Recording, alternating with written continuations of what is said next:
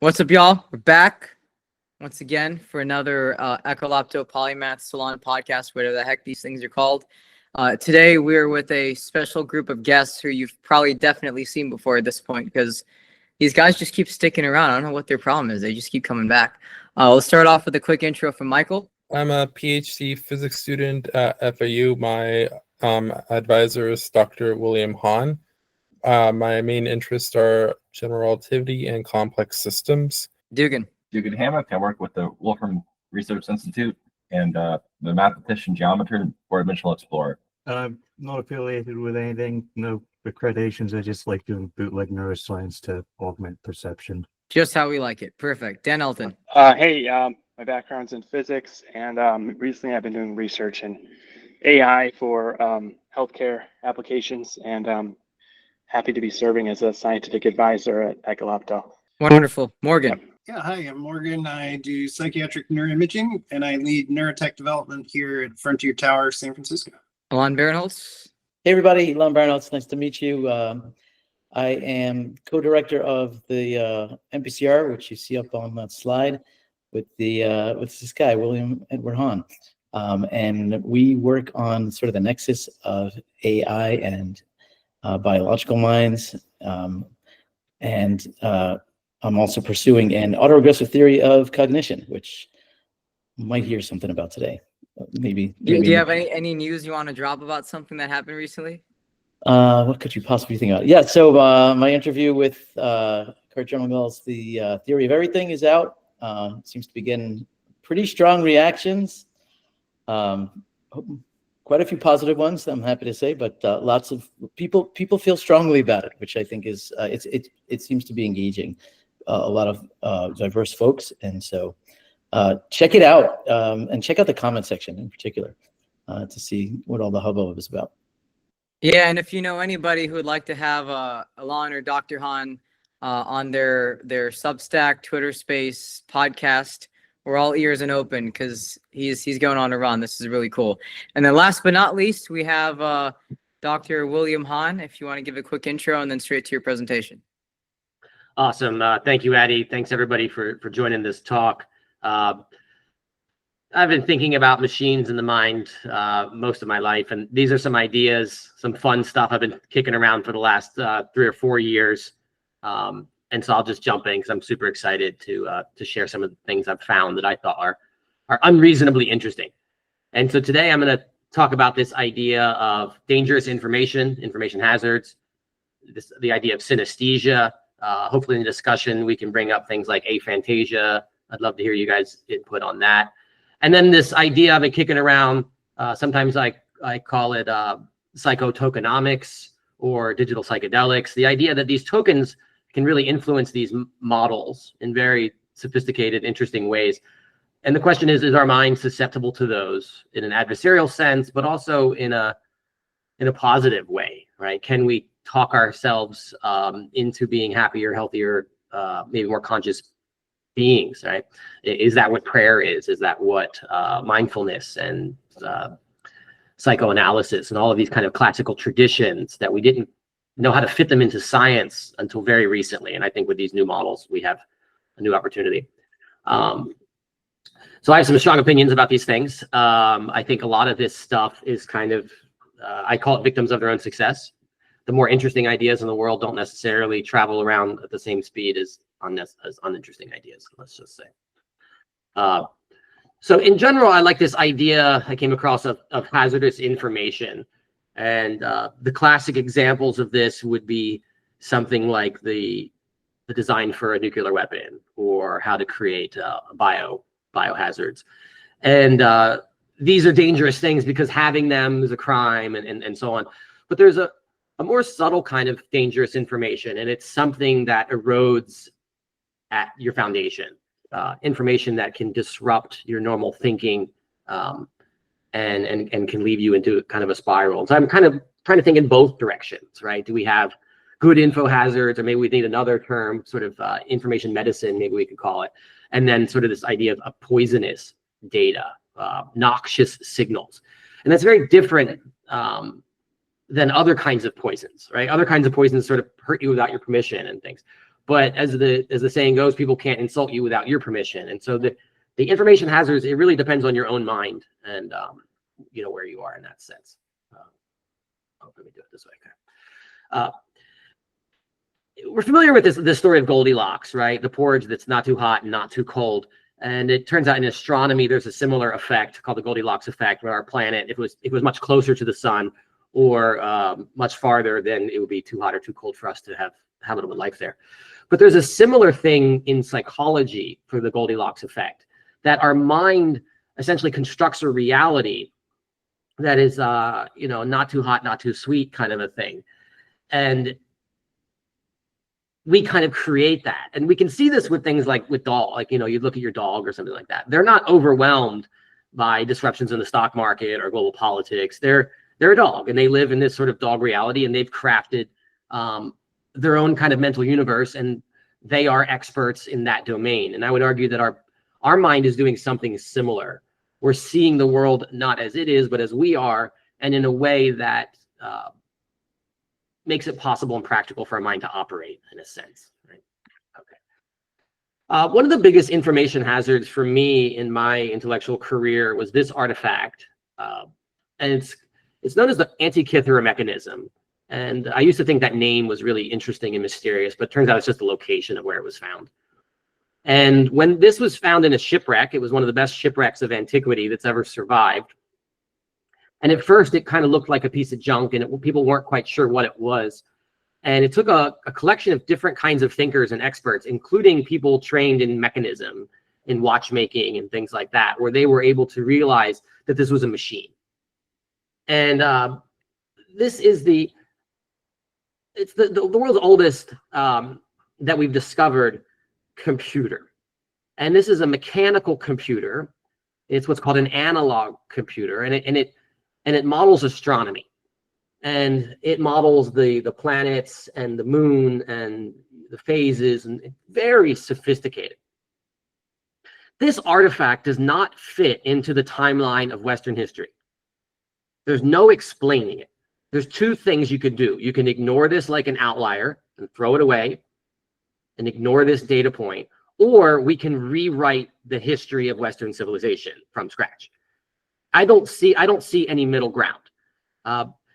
In sort of the public timeline, or the timeline you'd find in the encyclopedias, this kind of technology doesn't show up for another 1,800 years in the West, maybe even a little bit longer with people like Leibniz, which we'll look at later. And so to me, this is like, you know, finding an iPhone with a Civil War bullet stuck in it or something. It's just completely anachronistic. It doesn't make sense. And so to me, this is kind of a crack in the door that we need to go back through history and understand that we might need to revise the story in a dramatic way. So in this kind of research, I've been coining this the second Renaissance, because I think this is something that's happening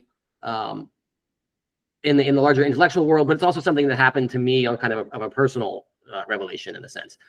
So what was the Renaissance all about? The Renaissance was the idea that the people from a long time ago had some really good ideas that had been lost or forgotten, and that we need to go back and translate, you know, dust off the scrolls and translate these ancient texts and read their myths and metaphors and try to learn what they knew.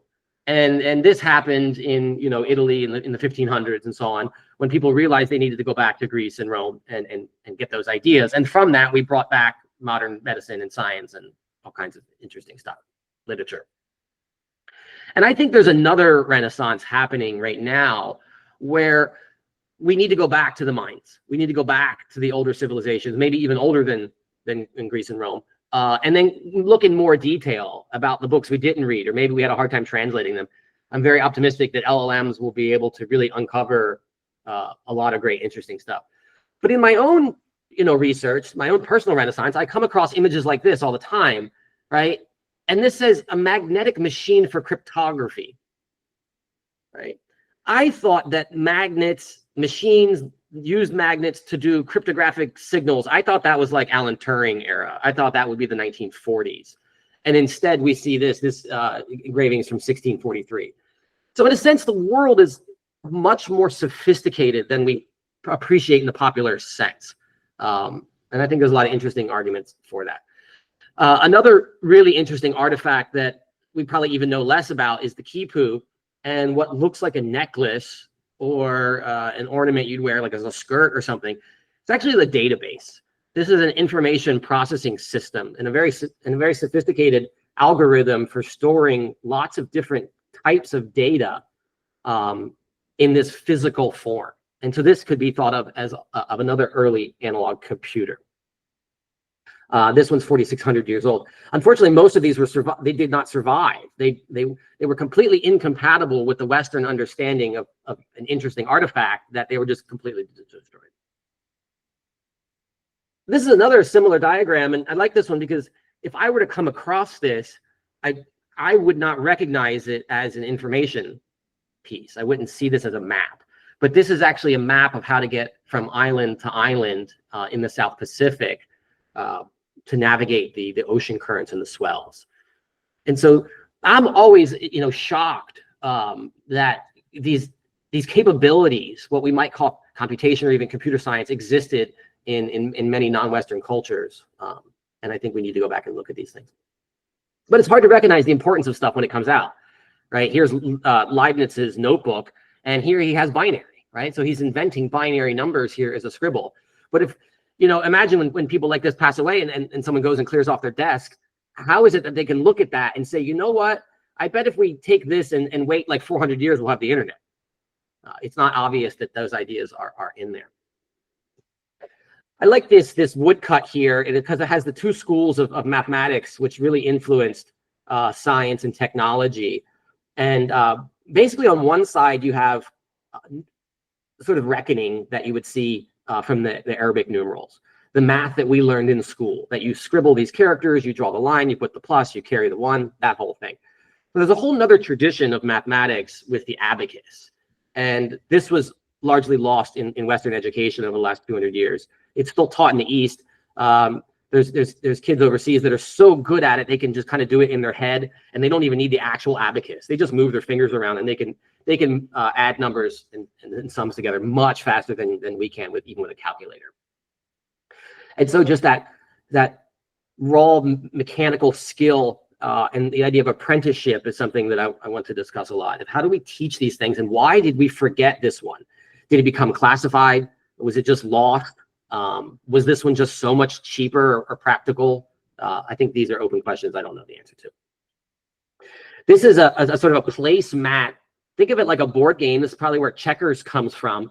But it's something like, imagine playing Monopoly for real, right? We're like the Monopoly board and the state of the pieces in your bank, and like that, it actually represents a real business and your state of affairs.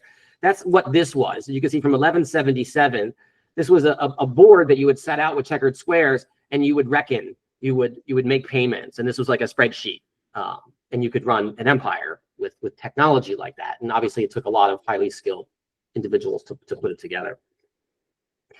This is an arithmetic organ.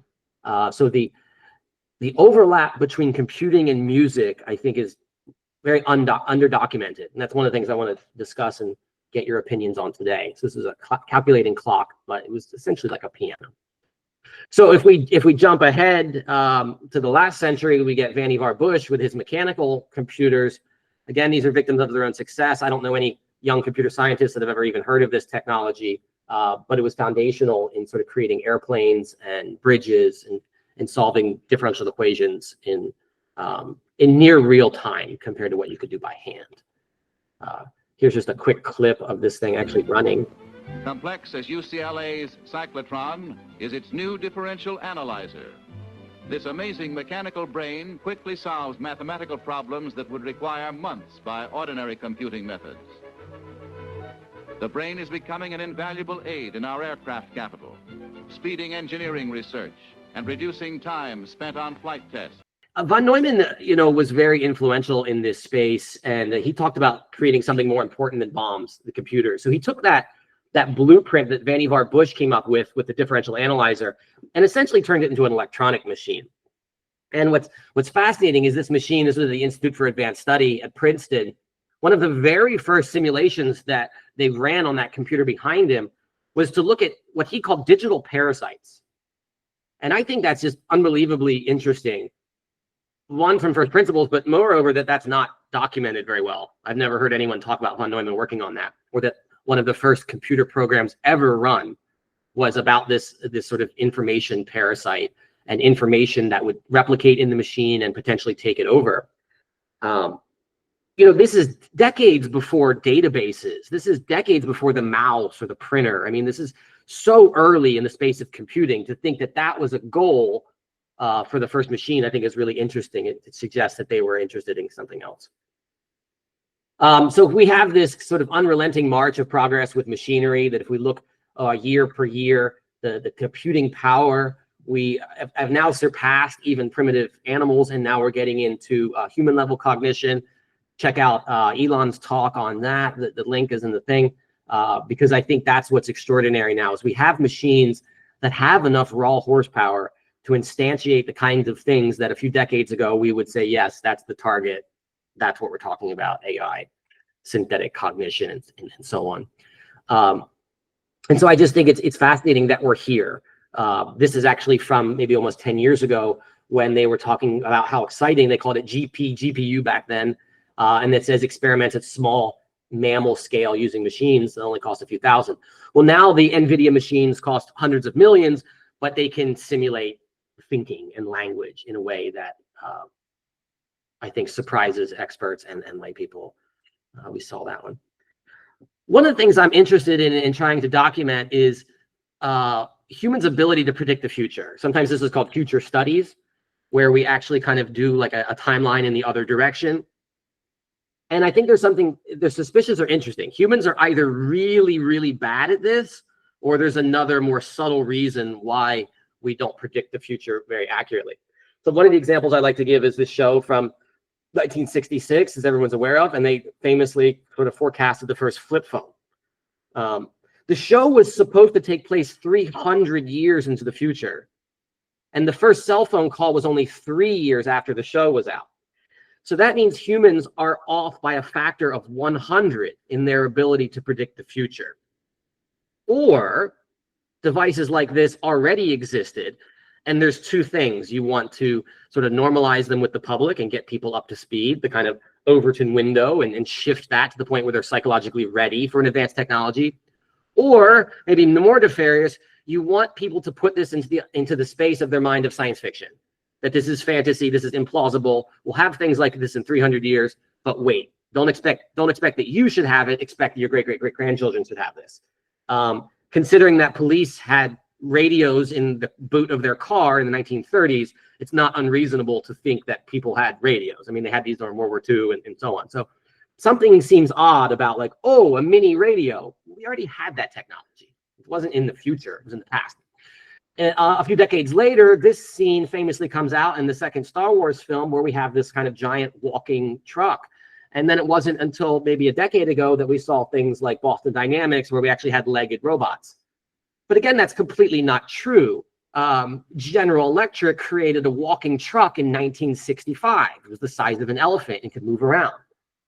How do we not know these things, right? You could pick out any fantasy thing, right? The Avengers or whatever it might be, and go and ask some random kid, say, tell me about the different Spider-Man movies or so on. They'll tell you all about it. But how many people could you go out on the street and say, did you know that we made a mechanical elephant in 1965? Not there. So why? This field, cybernetics, what I would argue has become classified. It sort of disappeared from mainstream academia. It almost became a bad word. I remember a few years ago talking to another neuroscientist, and they had like a physical reaction. They were like, cybernetics, ugh. Like as if that was like, that's just done. You know, we don't talk about that anymore. But this is the technology that controls the cannons on battleships, and from that very nature, it became extraordinarily classified basically overnight. One of the founders thinks it's like the biggest deal ever, in a sense. And so I think we need to see a resurgence of this. I think it's criminal that we don't offer degrees in it, particularly in this era of AI and machine and the robots that we're going to kind of see come down. So speaking of robot dogs, there's a fantastic science fiction story. I'd recommend everybody to read it or listen to the audiobook. I think it's from 1994, Neil Stephenson, and it's called Snow Crash. And there's a lot of really interesting themes. It kind of predicts virtual reality and the open environments that you might see in Grand Theft Auto. But the more interesting idea is about harmful information. And so in this story, there's potentially a binary pattern, and programmers are susceptible to looking at this pattern, and they'll sort of rewrite their visual system, and it will crash the human being. It will hurt them. So kind of a computer virus for a person. And in the story, they say, is this a drug? Is this a religion? Is this a virus? And they say, what's the difference? Now, what's interesting is we now see this. When I first read that story, I thought it was a cute plot device, but I thought it was, almost completely ridiculous that a simple pattern would disrupt people's neurons. But this is exactly what happens in our simulation of neurons.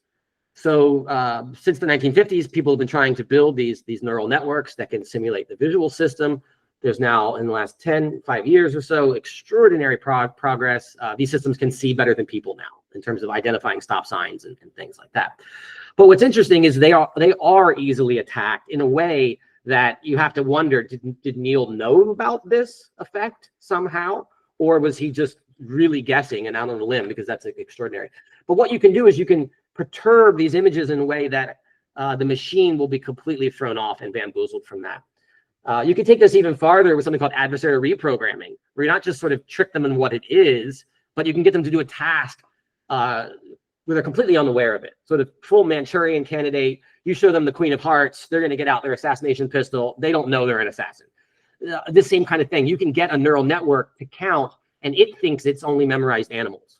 And so this neural network is classifying sharks and goldfish. It has no concept of number. It's never been asked to count. But if you sort of bamboozle it with this very strange pattern, right? You are getting sleepy. It'll change that neural network to give it a completely different function. So that's what I've been spending a lot of my time on the last 10 years or so, is thinking about is the brain a programmable object? Is the brain a computer-like object? Is it something fundamentally different from a computer? Is it a fundamentally different kind of computer than the kinds we understand? And if it is a computer, what kind of a computer and what kind of programming language would it have? And so that got me thinking about what would the properties of a programming language look like for the brain? Well, Mario doesn't know that it's inside of a program. Mario doesn't know if it's programmed in assembly instructions or C. So as humans, we wouldn't recognize the program, right? So the properties it have, one, we wouldn't recognize it, but it would kind of be ubiquitous, right? If human beings were being programmed by ourselves, consciously or otherwise, the programming, it would be all over the world. It would be very powerful. The people who understood how to program this would make a lot of money. They would be very influential. It would have to be very old. This couldn't be a recent phenomenon. It would have to be something as old as history itself. It would have to be still relevant in today's world. We would use technology to do it. And it would be a big part of our culture and our economy and even our research and technology. And when you look at those things and you look at all those check boxes, I would argue that music checks off every one of those boxes. Everyone knows what it is. Nobody knows what it is. It's one of the oldest things in the world. It's one of the most important things today. The oldest technology in the world from Egypt was sort of early instruments, and now we use TikTok and synthesizers and AI-generated music and so on. And so it seems like there's this thing right in front of us. Music, it controls our emotions. A few chords on a piano can nearly make you cry. A rock concert or a pop concert can get tens of thousands of people moving in unison, seemingly without their permission. So from an outside objective point of view, it's almost obvious that there's this signal that's programming us in a certain way. And is that programming just part of our brain? And as you can hear from Elan's talk, this language which dominates our brain is that the other programming language. So we could think of it as we have languages like English and Spanish and Mandarin, and then we have the musical languages. Are they talking to different parts of our brain? Are we some kind of hybrid computer? I would suspect that we are. It's probably not cleanly delineated left and right, but it seems to be in a network sense. There's part of our brain that likes small numbers of concrete symbols with strong links between them, very strong inferences. If A and B, then C. But there's another part of our brain that doesn't use small numbers of strong inferences. It uses a very high number of very weak inferences. Like how I recognize your faces on the camera. It's very difficult to explain that logically. And there's no small set of instructions I could write down on a piece of paper to say, here's what it means to recognize Elan. Follow these steps, and then you'll know if it's him or not. I can't do that. There's no way. It's either all or nothing, almost like a gnosis. It's very different than logic and reason in that sense. The other book that I want to bring your attention to is Babel 17, because in a very similar way, this is not about a particular signal, but an entire language that will destroy your mind. Learning this language installs a self-contained schizo personality alongside your mind. So in that same kind of sense, can corrupt you without your permission or awareness. But it also allows the learner of this language to think in a very powerful way. They're able to think meaningfully about very complicated situations. And it reminds me of the movie Arrival, which, Dan, maybe you could speak of, because I know Stephen Wolfram worked and was a consultant on that. And so there's some interesting ideas in Arrival of learning a new language can actually allow you to think meaningfully about the future. And so I think that's this idea that I'm just so fascinated with, is how can we change our cognitive state by changing the words we use or even the language.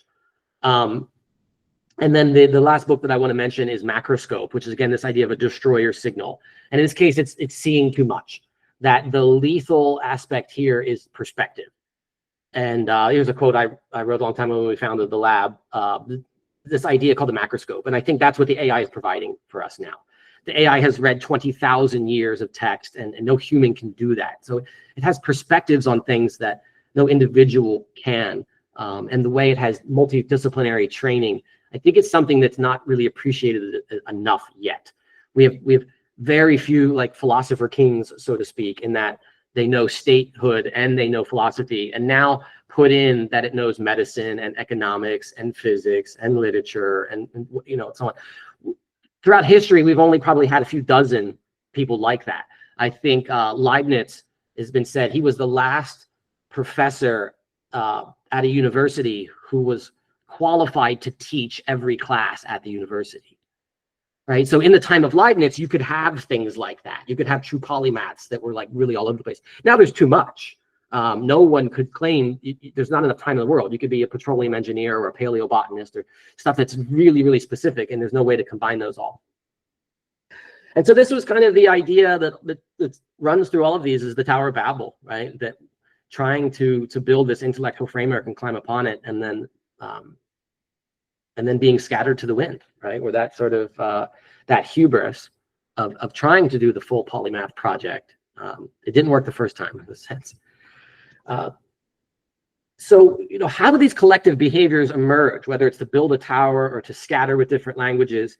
This is one of my favorite information hazards, and it's called the dancing plague. And this is a documented event from a few hundred years ago in the Middle Ages, where there was an outbreak of music and dancing, and people somehow, in a way that doesn't make sense today, felt compelled to continue this dancing. And a small number of them ended up dying from exhaustion because they danced for like 2 weeks, kind of a thing, right, to death. And so this is kind of like, it reminds me of like a rat king, where all the rats' tails get tied together, or like an ant hurricane. If you've seen the ants, they'll get themselves into like a death spiral, and they'll just chase each other. Somehow this group of humans had created this stimulus that when other human encountered that group, they're like, I have to be doing that thing, to the point where somehow they lost the free will to stop doing that and actually hurt themselves. So in that case, an actual lethal signal. All of this information is very weirdly coded and layered. There's a lot of kind of esoteric mystery cults, the Aleutian mysteries, and other things that had to go underground as the empires changed. And so there's this interesting overlap I'm trying to parse out between tarantula bites and musical cures and the dancing plague, and sort of music as medicine that counters poison from insects and so on. So there's just this fascinating overlap between these sort of unreasonably interesting ideas. But you have to ask yourself, so where are we on the sort of academic intellectual map? What is the title for the type of person that understands tarantula bites and musical medicine? I don't know, other than medieval scholar or something. So we don't really have academic categories for these kinds of these areas. And so looking into this idea of a musical language, I came across another science fiction story called Voyage to Fare Mido. And Fare Mido is in the language Solresol, which we're going to talk about extensively in a minute. but it's this idea of thinking differently, right? How miraculously effective music, as if someone pounded on the door of our soul from outside, from the world of beauty and reality. But we no longer understand this voice. I have my own pet theory. I don't even know how I would justify it in a sense, but if we think about kind of the antediluvian technology, you know, before and after the flood, in a sense, I suspect that music might be one of the only things to have survived the flood, and maybe not intact. Music almost feels like an echo of something beyond what humans did in this era, or this version of things. And so that led me into this research of Solresol, which is mentioned in that book. Amazingly, that book is almost impossible to find in print. You cannot find it on the internet, which disturbs me in this era of free PDFs and so on. Weirdly, you can find it in Esperanto. It's been translated to Esperanto. But I've found very few people who heard of this book. The guy who wrote it was the one who coined the term robot in another work that came out a little later. It's a Hungarian author, this guy here. But in that, I found this idea of Solresol, which is also unreasonably interesting and underdocumented in that there's 0 books on it. You know, you can go on Amazon and you can type in like how to pet turtles or whatever it is, and there's books on it. There are no books on this subject, and that just doesn't make any sense to me. So it's a system with 7 characters. You can think of like the English alphabet has 2 versions of each letter. You have a lowercase letter and you have an uppercase letter, right? Here you have 7 characters, but there's sort of multiple different ways you can represent each character. So you can represent it as 1, 2, 3, 4, 5, 6, 7. You can sing the notes, do, re, mi, so on. You can just say them, like do, re, do, mi, la, do, sol, re, sol, which means I speak language. So Solresol is the word for language in its language. We can represent it as positions on a musical staff, sort of as they go up here. And then it also has these interesting glyphs that can be combined. We can do this with sign language. And so part of the thing that got me very interested in this, one, it seems too interesting of an idea from first principles to not have any discussion globally compared to all the weird things that people talk about. But the real thing that interests me is apprenticing synesthesia. Can we learn to think in a multisensory way? I get songs stuck in my head. I want physics equations to get stuck in my head. I want important things that I'm planning or trying to work on. I want those to get stuck in my head. And music has this amazing property where if people want to learn something, they turn it into a song. Well, then why aren't we thinking and communicating that way all of the time? And so I suspect that in a very, very long time ago, maybe humans did think this way, language of the birds and stuff like that. But that we've somehow forgotten how to think in music. Right now, music is used to express feeling, and words are used to express ideas. But there's no reason why we're not doing both at the same time, in a sense. And so having multiple representations for the same concept that I can gesture it, I can draw it out, I can sing it, I can think of it as numbers, I can think of it as a sequence of colors, and so on. That seems like a really powerful modality to me. But there's probably more people in the world that speak Klingon than even know what this language is. So that doesn't make any sense to me.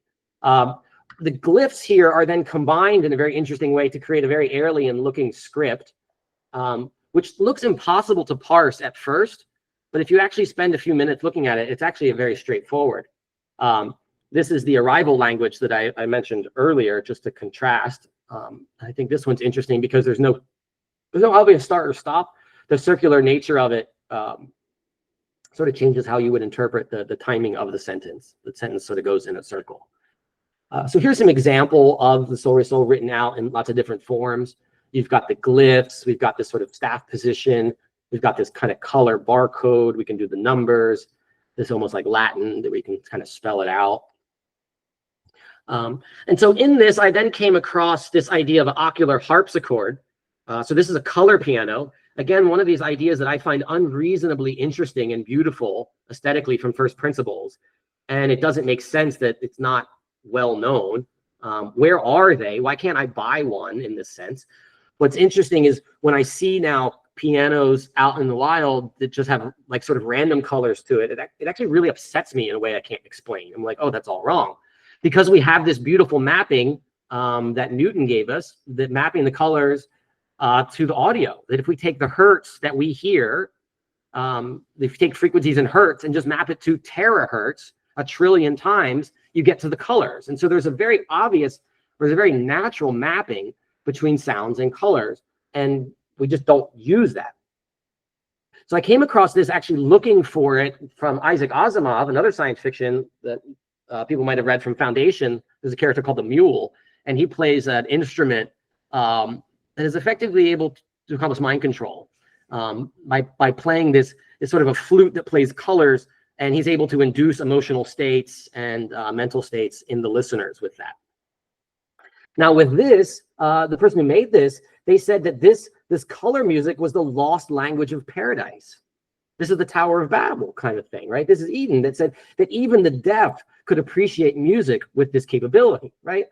How is it that something that interesting from the 1700s isn't documented today?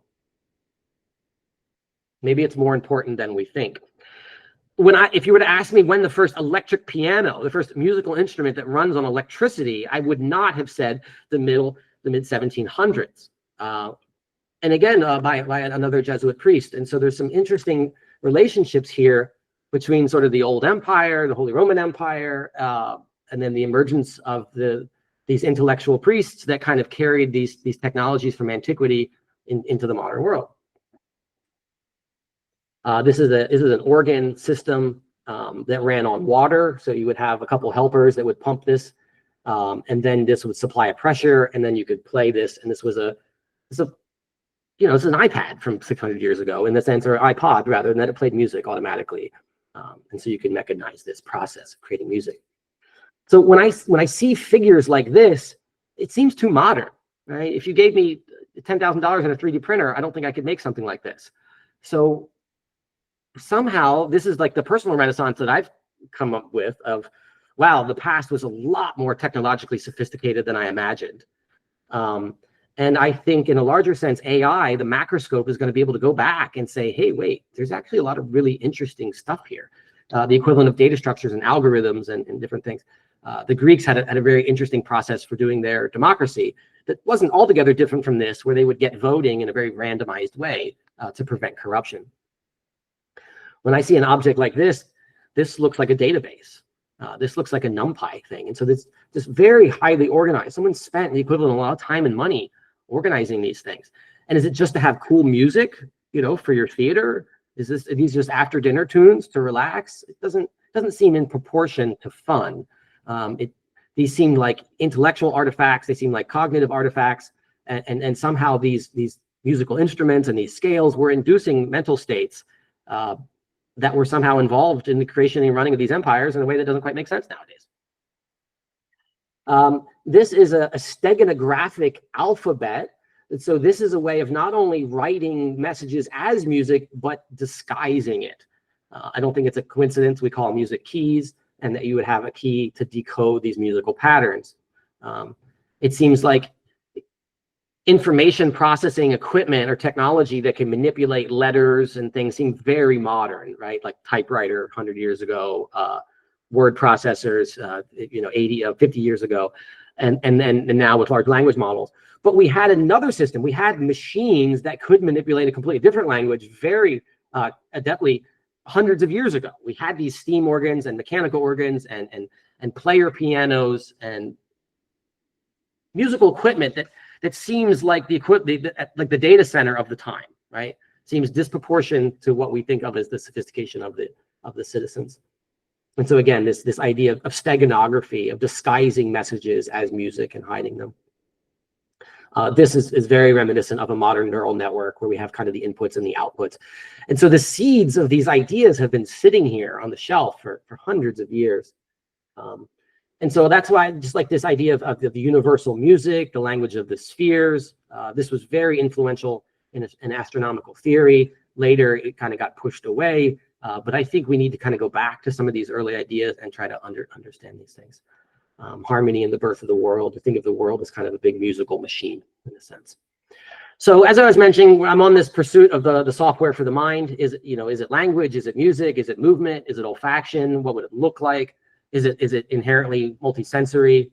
And so that's what really got me just kind of going into this Solresol idea. I've been trying to look at the history of it, but also the psychology. Can I learn it? And very quickly in this thing, I've been trying to kind of map it out and learn kind of the map between the colors and the sounds and the name and so on. Just kind of learn the dictionary. I'm still like at the point where I'm learning the ABCs of this language, but in learning that alphabet, it's changed how I think of it. And now when I see colors throughout the room, I can say, oh, that's this note, or that's that note, or this would go in that sequence. And I think this has opportunities to increase human-to-human communication. One of the original ideas was to have a language like Esperanto that was easier, a universal lingua that people from different cultures could learn to have a common ground. But also with machines, machine-to-machine communication, humans and machine, I'd like to have a language that's as difficult for me to learn as it is for English to learn the LLM to learn English, to kind of meet it halfway in that sense. And so I think those are interesting ideas. And so I've mentioned this Sapir-Whorf hypothesis a few times, that the language that you know and use and think in, this changes how you think.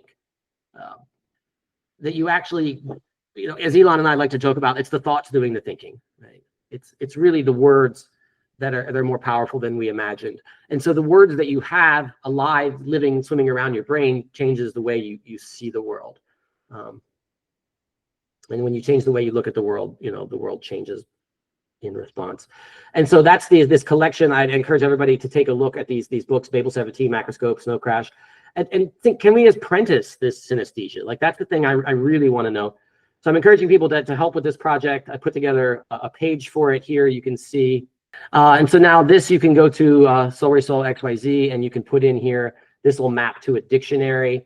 So I've got that. So we could put in here, hello, and then that will translate it, and we'll see that that's see me, and then we can show it in the dictionary. And now we can see the different representations. So we can play this, and we can see that we can represent it as purple, yellow, or we can think of it as 73, or this relationship, or this symbol, and so on. So we kind of have this multimodal view of it. But what's interesting about this language is it has sort of structure that regular languages don't have. In English, you can approximately pronounce a word that you've never seen before by sounding it out. In Solresol, you can categorize words by sounding them out. You can approximately define a new word you've never seen by looking at how it parses semantically. So kind of like the Dewey Decimal System, the words are organized in a way that regular words don't have. And that we have this kind of structure where we can break them down. And so kind of like the word vectors thing, something that Elan's been talking about in his talk, the geometry of these embedding spaces. What's fascinating to me is this is an embedding space, so to speak, that was deliberately crafted to have structures and properties that the ordinary languages, like Greek and so on, didn't necessarily have because of their evolutionary development. This was developed by one person over the course of like 30 years. And so they were able to kind of put this together. I don't think it's perfect. I think it's just a good start. I would love to see an LLM go through it and revise this language, create a new one inspired by it, maybe from first principles to find something even better. One of the interesting other structures that it has is reversograms. So we just looked at the word hello, see me, but if we did the word backwards, me see, we would get goodbye. And so there's sort of this double structure, this thing, I like to call it reversograms, but there's another name for it, some more in the lap, and that's a palindrome backwards. And these are words that, right, are another word when you say it backwards. And in the case of Solresol, you get the opposite. And so if you want to say the opposite of a word, you say that word backwards. So there's a lot of sort of internal structure that we don't see in natural languages. Okay, so we could just see some examples of these, like sort of spelled out, like kind of like punch. It looks like a hole punch. You could easily do this with like a Scantron sheet. Here's the dictionary that we can see where it's kind of parsed out. So the first 7 symbols, so like do is easy because it sounds like no. C is yes, which is good because that's just like Spanish. And then we can see words like and me for simple words that are used all the time. And then if you want to say I, you say do re. If you want to say you say do mi. If you want to say he, you say do fa. And notice there's no difference between he and she or anything like that. The words are kind of like bubbles, and each one is kind of like a bucket of ideas. But then we can go through and you can see a lot of the words. This is from 19th century. There's a lot of religious words in here. And it's a small language, but there's room in it. There's sort of lots of empty spaces, like down at the end, where you could put more stuff in this language. And then we can go through and we can see, okay, if it starts in the key of do, it's related to animals and plants and so on. So it's kind of organized in an interesting way. And I would love to see an LLM trained on this and then looked at the embedding vectors. Does it have the same kind of universality like we see with other languages? It's interesting that Isaac Newton spent a lot of time both looking at these colors, but also in the occult. And in a lot of the, he looked at the emerald tablet and things that are kind of at the foundation of Western esotericism. And I think it's interesting that he's sort of very famous as a physicist. He's not famous in a sense for these other weird, strange ideas that he spent a lot of his time looking into. These are the hand signals. I think there's a better way to do these. I like to kind of copy the glyphs with my hands. And so I want this to be kind of like a living language where people can update it and things like that. Let me just see just a few more examples. You can also kind of count that way with your fingers to do the Solresol, because you can get 7. You can kind of count with your thumb in these 7 locations. So it's sort of a different way of doing the hand gesture that you could do potentially with one hand. And that we saw. Here's how you connect. I always thought this was just like deliciously alien, this script, but it's actually not that difficult to learn. Try it in a sense, because it's actually doable. So here's sort of some simple words. Here's some more words that you can look at. So what I'm trying to do now is build like a richer dictionary, because I want to be able to see all of these words. I want the translation. I want the colors, the numbers, just to see all of them at once, in a sense. I think would be really interesting. So there's a lot of room for improvement on this. And unfortunately, this language, it has some sort of brief exposure like 100 years ago or so, but then it kind of fell into disuse again. And I would love to see it kind of come back. And so here, like we were saying earlier, if we say the word and then we say it backwards, we get the opposite. So sort of this really interesting structure that I think should be analyzed with word vectors.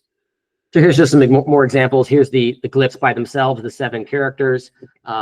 If you want to see, I bought this little toy piano. Let me see. And if we have it here, I put on there the do, re, mi, and so on. And then I have all the numbers. And so this was just a way for me to try to learn like what I have here. And then we can see kind of those characters. So, I'm at that kindergarten stage trying to just get this toy piano and, learn this alphabet. And so those are just some few examples of what this kind of language looks like. And I would like to see that in color. And so I just want to leave you with some ideas about all of this, where a lot of the music mind control ideas came from Isaac Asimov and in his Foundation series, but he also wrote his 3 laws of robotics. A robot may not injure a human being, a robot must obey orders, and then a robot must protect its own existence. So in the same way, I tried to come up with my 3 laws of mind control. Rule number 1, you can't detect a successful psychological attack. You won't know that you've been hit if the punch lands. If it misses, right? If you get like someone throws a punch at you and it doesn't land, you could say, hey, that person tried to trick me. That wasn't nice. But if you're actually tricked, by my definition, you don't know you've been tricked. Number 2, if you're not thinking about mind control, you're already under its effects. It's a very pervasive phenomenon in the modern world. And the biggest vulnerability is that people aren't aware of it. And that leads to number 3, that the only secret with mind control is that it works. Everything else is out in the open. It's in patents, it's on Wikipedia, it's in documentaries. You can find it. It'll drive you nutty. The only thing that's actually secret is the idea that all this stuff works. I have a fun science fiction story that you can check out called lethaltext.ai in these same themes, if you're interested in that. And I like this quote from the Stoicist, Marcus Aurelius: "The object of life is not to be on the side of the majority, but to escape finding oneself in the rank of the insane." And Plato, who said, strange times are these which we live, when old and young are taught falsehoods in school, and the person that dares to tell the truth is called a lunatic and a fool. So I would encourage everybody to go out there. Don't be afraid to be crazy or sound crazy. There's a lot of really interesting ideas that we need to sort of dust off from the ancient world, from the last few hundred years, and bring these into the future. I think this is going to help us survive our singularity. And then finally, the outcome to this world, we call this surviving the singularity. He says the gates of the future, the entry into the superhuman. These are not thrown open to a few of the privileged, nor to one chosen people to the exclusion of others. They will open only to an advance of all together in a direction in which all together can join and find completion in the spiritual renovation of the earth. So that's my talk. I want to really appreciate you guys for joining us today. Would love to entertain some questions. Thank you so much. Awesome. Give it up for Dr. Hahn. And by the way, for everyone that's there, I did link some of his videos for him and Dr. Barenholtz also in the chat. Also, what is this photo from, Will? You want to tell everybody about the lab real quick? I just like this photo because it's got a lot of our classic characters in it. This is one of the summer camps we ran a few years ago, back when AI was called deep learning. And we've got a lot of really great students in this picture that have gone off and done some really interesting things that we're very proud of. Awesome. All right, so I think let's take a couple questions. Who's been waiting to have some questions, maybe? Yeah, I've got a couple questions. Go As for I it. was listening to the lecture, I took a couple notes. First one is, are you aware of the bicameral mind? It sounds like a concept. Yeah, I'm a very big fan of that theory. I think it might be precisely backwards from what they argue, from what James argues, but that's actually, that theory and that approach has actually been very influential in my thinking. And a couple other things I took notes about. I just wanted to ask if you hadn't heard it, you could add it to your lecture. There's the lost artifact of Raymond Lull's classroom. You ever heard of that one? I'm very familiar with Raymond Lull, but what was the last part you said? His classroom. So I found out about this reading Moonwalking with Einstein, which is a book about memory championship and the history of memory, people who use mind palaces, etc., to try and memorize things. Yep. And Lull at one point had a classroom that integrated with his Ars Combinatoric, and it's lost, and no one knows how the system worked. But it allowed him to supposedly memorize so much stuff that he could be quizzed and people would be amazed at his long-term memory. Right. That's fantastic. Yeah, Raymond Lull is a very prominent character in this map. I have him in some other slides. There's about 400 slides in this deck that we can continue looking at another time. But he, in terms of sort of being an information scientist, and as you said, the combinatorics, he had sort of paper machines, things to compute all possible outcomes, kind of wheels on top of papers and things, wheels on top of wheels made out of paper that you could spin around to make combinations.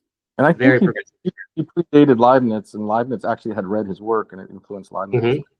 Mm-hmm. One of the things in your lecture that I was really surprised is missing is, especially since you delve into mind control so often, is hypnosis. And I've always wondered where the science of hypnosis went, which I've always found strange. Yeah, that would be sort of a separate thing, because a lot of this stuff it's out there. It's out there. Let me just jump real quick. Like, I've never seen an MRI study of what happens in hypnosis, which you'd think somebody would have done by now. Yeah, I can send these around. One of the most interesting things is you go and you look at patents, and there are some very, very interesting patents out there for some wacky stuff. People stuff that a lot of people get sort of laughed out of the room. That like, oh, my tooth has a radio in it. And it's like, people say, no, that you're insane. It's like, but there's a patent for that, right? So like, what's crazier, to deny the existence of things that are very well documented technologies, just because they Wait, so Mission Impossible is real? Yeah. Or The Prisoner. Yeah. And I guess I don't want to take up too much time, but there's a program called Coagula, which is a free Windows program that will translate images to sound and vice versa. So if you've never seen that, say it again. It's called Coagula, Coagula. It's just a single executable file, but you can draw pictures and such on it, and it'll output it to a WAV file. and it's free, or at least it And was. turn it into audio. Yeah, Right. So I've don't. seen, It's I've not seen necessarily these going to. images before. They're pretty cool. Yeah, it doesn't necessarily map the way you were describing, where you're just going up, a certain amount of change, but it does convert it frequency-wise to notes. So. Oh, that's cool. Yeah, yeah. I just think it's funny to me that there's not a universal and agreed upon mapping between notes and colors, right? Like if you get like I said, a kid's keyboard, go to Walmart or whatever and look at kids' keyboards, they're all completely different. It's like everybody just makes up one. Yeah. Well, and that seems strange. What makes that particular program very interesting is that it has two axes. The vertical axis is for sound, but the horizontal axis is for time.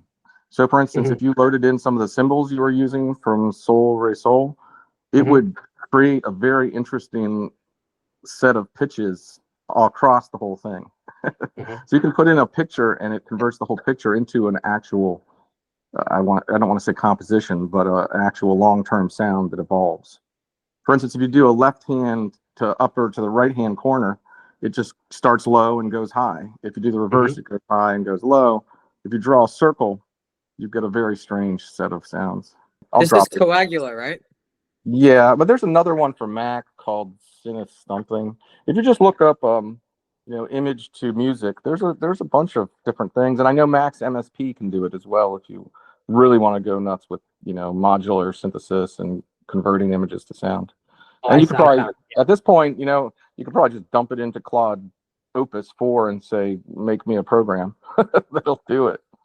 Because there's enough Python modules to pull it off. Interesting. And the version number for this piece of software is 1.666.zip.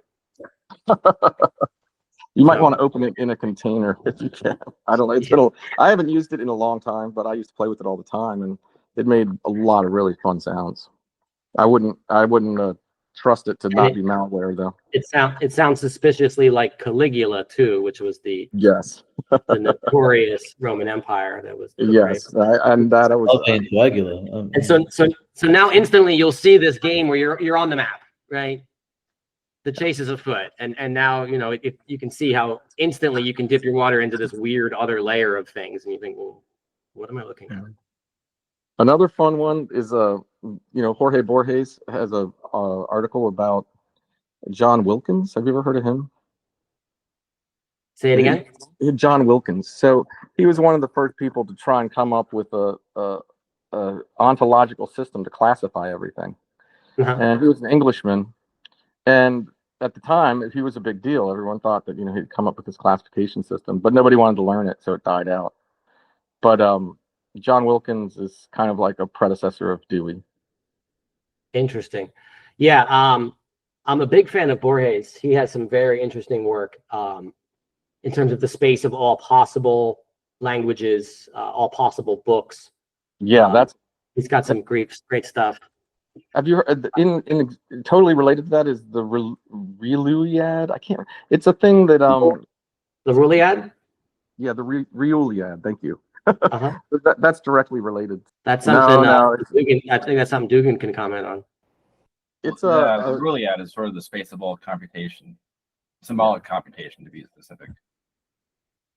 If you're interested in the Borges stuff, there's a book that I actually just read last week. It's very good. You can read it in a day. It's called A Short Stay in Hell. And in terms of it, I think it's very much in the theme of information hazards and things that we're talking about. So I encourage everybody to check that one out. It's only like 100 pages. Very interesting. Definitely check that out. By the way, you didn't mention Philip K. Dick, by the way. That's another one I was surprised by. Oh yeah, I'm a big fan of his whole X-Genesis thing and his intelligent beam of pink light and all that kind of stuff. Yeah, he's really off the map. He's fun.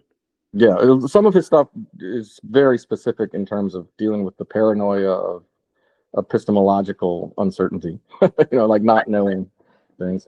So what was the name of the book? A short what? It's called A Short Stay in Hell. Stephen Peck. Yeah, I just came across it last week, and it's a quick read. Yeah, I've always been a really big fan of Sapir-Whorf, and when I dug into it, I was surprised that most linguists do not believe that it's the correct hypothesis. They think it's totally wrong. Like well, I don't. Steven Pinker, for instance, I don't agree with them, but in linguistics, that seems to be the consensus. I don't believe in linguistics, so. Well, there you go. All right, we've got a couple hands. Who By the way, wants though, to real start? quick, CJ, you've had some really interesting thoughts. I'm curious how you got into all this stuff. Just different ways. I'm a musician, but I also do computer science, and Nice. I don't want to take up a lot of time. So if you want, you could just direct message me. It's a long story, but it starts with the Illuminatus trilogy. I fell down that hole. Well, you got some cool stuff. We'll get back to that. Cooper, you got your hand raised. Yeah, I had some stuff on the turning images into sound. There's a app you can try on the web as well, or you can get for your phone, like for sensory substitution. So it's not just a static image, it's like a live ongoing thing that takes signals from one medium and then converts it over digital to another. And then because of how our brains construct reality, like wetness or depth are not actual sensors we have, there patterns within other senses combined together. You then extract a sense of the visual world over the auditory medium. Mm-hmm. And you have people like competing against like retinal implants with this and coming out higher because they can get like texture information and more than just phosphenes. But you can do more than just converting between two mediums. That's what I mentioned at the start. I'm into is sensory augmentation. Like I have a couple wristbands I use daily for like the past couple of years that give me thermal information. But there's a lot more than just that information available, because much like the combined senses, your brain builds more contextual and conceptual information over these patterns over longer time. So it was more to point out that you can just try it on the web as well without an executable. And I think I linked a video of it as well running, so you can kind of hear it. It's like a dial-up modem. Nice. But it's interesting that it's over time these patterns form into the top level symbols. And that kind of goes into the programming language of the mind in a way. You kind of touched on something where you're asking what the programming language of the mind is, and I don't know if it's any one thing versus this meta-conceptual structure space that operates on the biology, like all these engrams in memory, all the predictive things running that we don't always have direct awareness to, but are there in the subconscious outside of what I'm calling the perceptual manifold, which is a whole other tangent, but it's like the field of awareness mediated by senses, biology, and conception. So there are things that we have direct awareness of conceptually and perceptually, like you can zone out into thought and not be focused on your senses, and then more focused on senses and thought. And there's stuff that is outside your direct awareness, but still there structurally on like intuition and feelings that will run more automatic in the background. And that's encoded over many different mediums, such as the haptics giving me thermal senses, or in the case of like a parable giving a conceptual insight to something. It doesn't matter so much a medium as the pattern over time in cognition. That's kind of like, I don't want to say a rat in a maze, but like a very complex dynamic living machine mediated by tons and tons of living cells in your mind, but they all do stuff outside of awareness, but they run on these patterns, for lack of a better word. So I think there's a lot of that kind of relates. Like it also gets into how much we can hold in our working memory, mediates what sort of patterns we can do or have awareness of at one time. And once synaptic pruning kicks in and concept inhibition, that also changes the sorts of things we have running like in our awareness field, or can wrangle all the ends of pattern-wise at once. So that's why children learn languages faster when younger, because they have all this extra connections and synesthesia of a sort. Yeah, I was listening to something recently, I forget where it was, and they were arguing that when the children are learning language really quickly, it's because they already have the concept there. They're just like mapping it to something. It's not that they had to like learn it from scratch. They already had, maybe Elan wants to chime in. It's like sort of the vector was already there in the concept space. They didn't have like the label for it, but they already knew that was like a concept. And they're like, oh, that's what that's called in a sense. Yeah, refining the shape of it, so to speak. Yeah. Elan, you got your hand up? Yes, I for at this point too many reasons to enumerate. But it's sort of drawing together a bunch. By the of way, you got a new clip of yours posted on the Theories of Everything channel. Just went out like a couple minutes back. Oh, thanks. Well, Oh, he's getting clipped now. in the Oh, spirit yeah. of self-promotion, everything that we're talking about, a lot of the themes that just came up in the last couple of comments, I think are extremely related to what I discussed in that interview, and so I do want to kind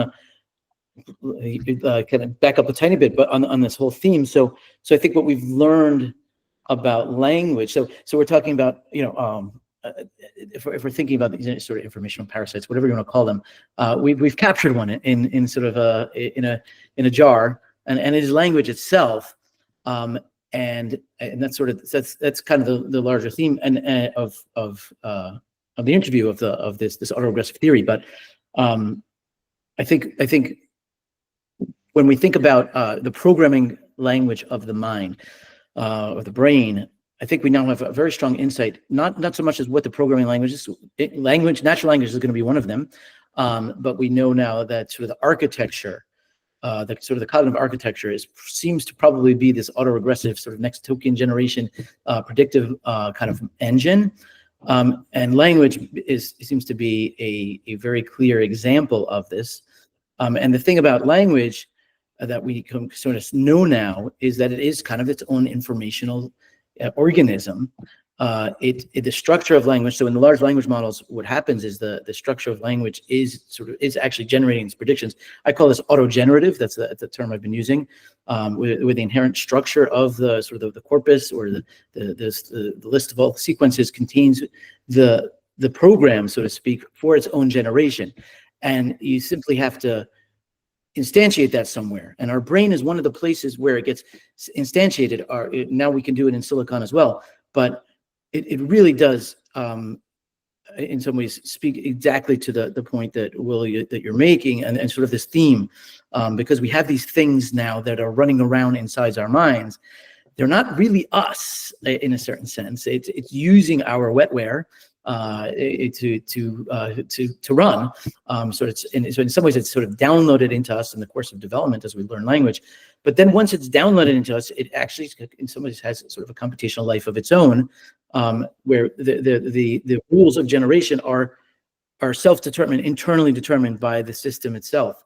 And so I think of that as very strongly as being a sort of informational parasite, where whatever kind of terminology you want to apply to it, but it speaks very much to this idea of our brains being, for lack of a word, kind of manipulated, or I'm not making a value judgment here, but that in a certain sense, our minds are become the tool of, or the medium through which an informational system exists and acting. So I think it's a very clear example in the case of language. Now, as far as music goes, so this is what I was thinking. You and I have talked about this for years, and I sort of have a crystallization now of why I don't think Solresol is a good idea and going to work. Because the thing about natural language is it turns out to be so extraordinarily beautifully, intricately complex that the structure of the language, this corpus, it's not just some labels, man. It's not just a cup is called this, and a concept is called this. No, it's the relational structure of this corpus. 100%. But imagine taking, right? It's not that Solresol is it. It's that English or whatever should have the properties that Solresol also has, in the sense that there's no reason why we can't also think of these vectors as numbers, as colors, as smells, as flavors. Just add more layers. Well, right, you're saying, but that would just be okay. Well, there's two things here. Yeah, you're talking about just sort of glomming on to. We've already got a natural language that has words. Why not just add color to the words, or something like that? But not in just like a trivial way. Like put this structure behind it. Well, this is where I had this thought about music itself, and that music, the musical forms that we all know, that kind of we move to, and that we can kind of autocomplete in our brains. You hear part of a catchy tune, you can kind of predict the rest of it, has already this internally autoregressive structure, just like natural language does. With natural language, it's not obvious until you learn it.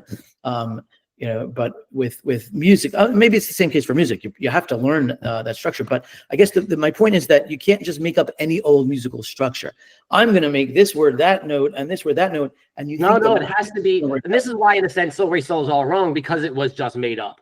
Like, exactly. No, somehow it has to like evolve and emerge the way real languages do. That's why I exactly. think we need like an LLM to kind of redesign it from scratch. So now you're really talking, right? So exactly, that's where I was going with this. Is I feel like, you know, I think your thesis. I mean, there's something similar to language whose origins is now far more mysterious, in my opinion. Far more mysterious than it was before. It's one thing you go around labeling stuff. I'll call this of this and that and that, and I'll stick them together. No. This thing is an absurd informational, computational system in its own right that does its own own generation. Similarly for music, I agree, and it's even more profoundly like it also does all of this emotional stuff. It's so deeply mysterious what its origins are. However, now that we've had the computational tools to discover something fundamental about language and to find actually what the structure looks like, such that it auto-generates. Now, we still don't really have the insight into how that works and maps to the world in such a way that it's useful. I think one way to think about it, I think that comes to mind is, imagine, you had some alien species that shows up, and you explain what music is and how rich it is and all the instruments and theories and all that, and you say, well, what do humans use that for? You say, well, when they're stuck in traffic in the car, that's what music's for. Right? It's to sort of anesthetize your right brain when you're bored. No, it's like when you're sitting in a dark room, just staring passively at a screen, to be filled with false emotions because somebody in Hollywood wants you to feel them. That's what it's for, right? It's completely out of scope. Like, okay, here's this thing that is as intellectually sophisticated as any artifact that humans have created, and we use it for shits and giggles. Yes. Why aren't we using this to design AI, rocket ships, large hadron colliders, to think about music, the space-time realities, whatever it is, philosophical arguments? We're not using all of these tools and all of this stuff, and we're not thinking like scores and playing the music and thinking with a piano. We had a colleague at the center a few years ago. I remember talking to her, and she was saying in China there's some instruments for thinking. And this really kicked off a lot of these ideas that it was kind of a guitar-like object, and it wasn't to entertain. It was to like put your thoughts in. You would use it to structure your thinking. And like, where is that? Why don't we have that idea? And to me, the strongest example is just how our memories like seems to be designed for music. Like I said, everybody knows if you really want to memorize something, turn it into a song. Then why isn't everything built that way? Right. And I agree with you that it seems as if, that it's some sort of artifact, like you said, almost residual of some, it had some other purpose. And that has been largely lost. Now, the interesting question, and goes back to the question of Solresol, is that recoverable? Is its functionality actually recoverable? And I don't think, it's fruitful. I don't think it's fruitful to learn. So, this is where we get, I don't think you're going to just learn an arbitrary one and it's going to work, because music is beautiful. Music is, the aesthetic is because there's our gut, or even call it our soul, call it what you want, knows what music's supposed to sound like. And if it sounds like music, then it has that property. Oh, it's music, right? You can name music versus noise. So, if it's just fairly arbitrary, it won't sound like music at all. It will call it music, but it's not actually music. It's sound. It's the sequence of sound, but it ain't music. And so the challenge ahead, and maybe because we have these extraordinary computational tools, maybe we should have hope for this, would be to recover the lost, whatever, the Atlantis of music. Yeah, the lost language of paradise. Well, that's what they said about the color piano. Well, I think what's going on here is that the Solresol maps notes to concepts, whereas the human ear tends to map to, at least in its ability to remember sets of notes, it maps it to structures. So there are certain kinds of structures and certain kinds of ways of moving through musical space. And there are books about this. There's a book called The Geometry of Music, I think. And he goes through and explains how, interestingly, music is actually a Mobius strip. and then goes on to develop higher dimensional structures that can deal with some of the structure of music per se. And I think that if you're going to map concepts to music, we just don't have the tools yet, but that doesn't mean they can't be developed. And those tools would need to map the concepts to clusters of sounds, much like an ideogram in, say, Chinese is mapped to clusters of brush strokes. And so the technique of mapping on the lower level of element to idea is inherently unlike the way the human brain works with concepts, which I think is exactly what Elan is saying. I'm just trying to elaborate on that. No, that's a great. I agree. It's definitely going to be at the structural level. Certainly not about notes, obviously, because you can transpose up, and it's still, you have the same musical structure. Sing Happy Birthday in whatever key you want. But those structures, I guess my point is, you can't make arbitrary structures and expect it to work. You're not going to remember, right? What is the music industry trying to create? It's trying to create memorable tunes, catchy tunes. What's catchy, right? Catchy means you hear it once and then it sticks. And that means there's something about certain kind of musical forms that are easily auto-generated, right? And is that something about our brain, or is it something about the forms themselves? It's something like that, but it can't be arbitrary, right? So in other words, the work here is, which I think is a very, very worthy pursuit, is understanding what we know, what can we extract from what we know about music now, like the musical structure of music, run an LLM in it, run some sort of transformer model or something like that to get sort of I guess one way to think about it is to make a Solresol would be to let these models do it. I don't have a clear idea of what that means, but where they are first trained on musical form, right? The one that we've got, because that's CJ mute. Like natural language. We shouldn't have invented language, right? We've got one, and it's truly, truly remarkable that the structure that it has, it does the thing. We also have music. It's truly, truly remarkable in its both its auto-generative capacity, but also its ability to move us emotionally, and its memorable. All of this stuff, we should do this, right? We should figure out a way to actually build sort of an LLM that speaks musically, right, in a way that's meaningful. Maybe that, and then it can teach us. Maybe that's one way to think about doing this. So, I mean, there's a mechanism pre-existing in humans for like emotional responses, especially to sound, I guess, evolutionarily speaking, that could be a response to like different animal sounds and different sounds in the environment. You want to go towards like water flowing and go away from, things growling and stuff like that. So, and then, listening to music is sort of tapping into that. Also, there's, like you said, there's sort of story elements.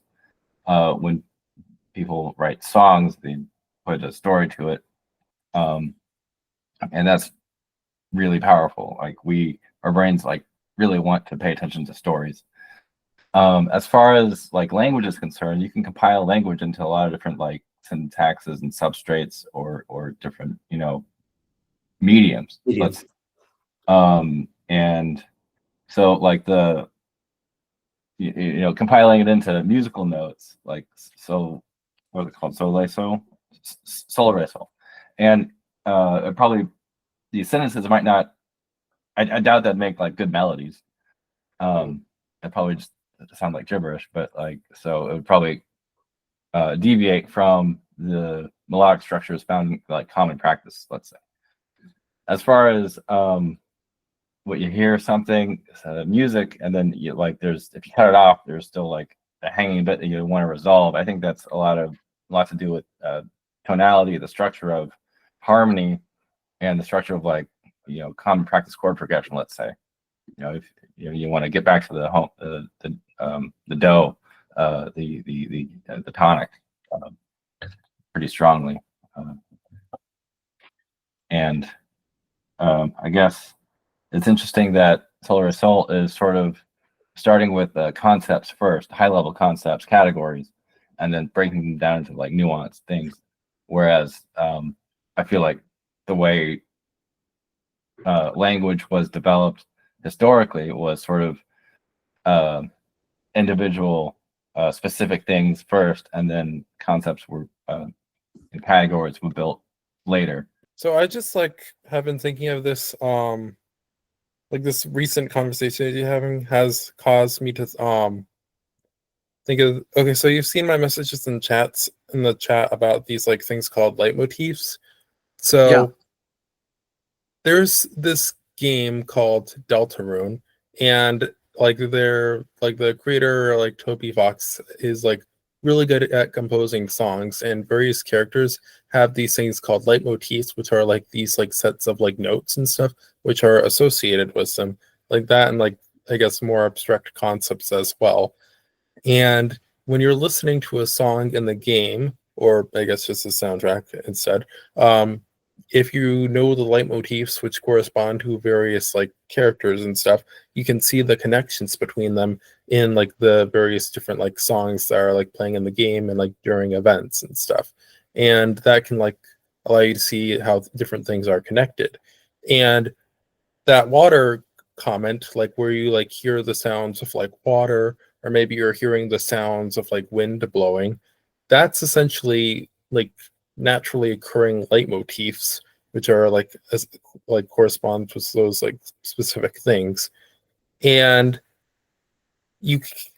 I realized that when I'm listening to those like songs like from the game, I do experience like this like qualia which is associated with like each of those like characters which are like represented in the song via the leitmotifs.